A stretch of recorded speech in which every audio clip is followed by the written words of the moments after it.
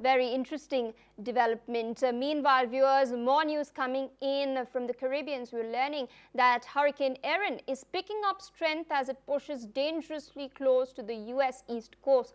The Category 2 storm is already lashing North Carolina's Outer Banks with powerful winds and waves, forcing evacuations and beach closures.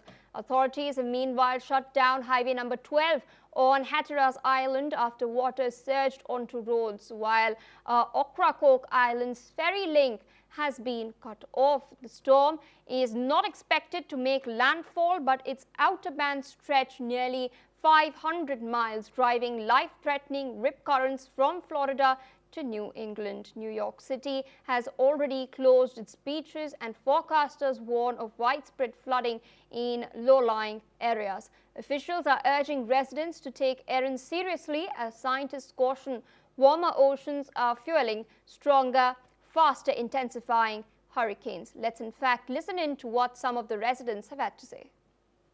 Well, we wonder if the water's coming up. We're kind of interested to see the water come up. The fear thing? Not yet. We're close enough to the bridge and getting to mainland that I don't think we have to worry quite yet. Well, it's very stormy and windy. It's not as bad as I had expected. We thought it would be a lot worse because the news is just all over it, you know, but they're showing out in Hatteras and further out. So it's actually quite beautiful. Quite beautiful. And it's Water's it might be pretty worse warm. tomorrow, maybe, but it's not too bad, you know. All right, there, of course, so we've seen what some of the residents, some of the locals have had to say as far as the increased wind speed, the rainfall is considered. My colleague Thomas is joining us on the broadcast to share more details. Thomas, walk our viewers through the current situation on the ground as far as Hurricane Erin is concerned. It was earlier designated a Category 4 storm, and then gradually its intensity has reduced, but people are still bracing for impact in the United States.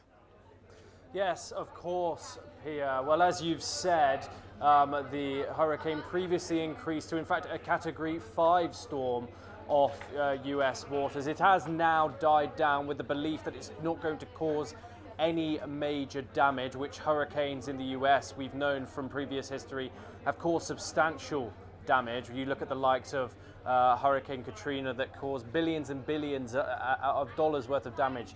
This luckily is not that. Authorities are acting accordingly, roads are being blocked off and precautions are being taken. To give you a little bit more details, a bit more of the figures coming in from the US coast, it is a Category 2 hurricane now, as you have said, with winds ranging from around 105 to 110 miles per hour right now, which will die down before the end of the weekend. That is what officials are saying. The location of which is in the north or the northeast coast, near the east coast and the Bermuda towards the Atlantic of Canada. It is a very large storm, there is no doubt about that. The visuals tell us that just simply by looking at them. And winds will extend to 95 to 105 miles per hour across the region.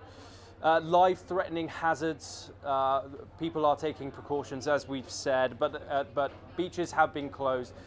Winds of this strength have been known to cause rip currents, so dangerous conditions for boats still at sea if they are not taking any precautions, and of course swimmers, but beaches have been closed.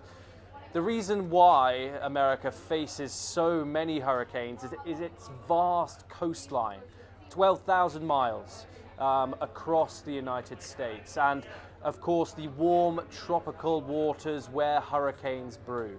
And so luckily there are the right precautions are being taken in preparations for this hurricane, and there so far has been no fatalities. People are bracing themselves for the worst, but the expectations is that this is going to die down. All right, Thomas, thank you for joining us live and sharing all those details. Well, viewers, that's all we have for now. Due to paucity of time, we must slip in.